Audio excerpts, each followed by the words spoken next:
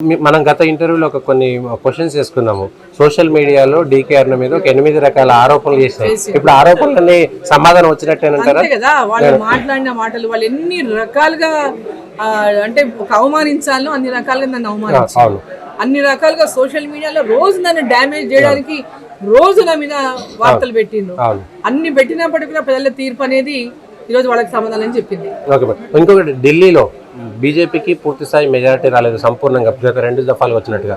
అది మీ మీద ప్రభావం చూపేటువంటి అవకాశం లేదంటారా?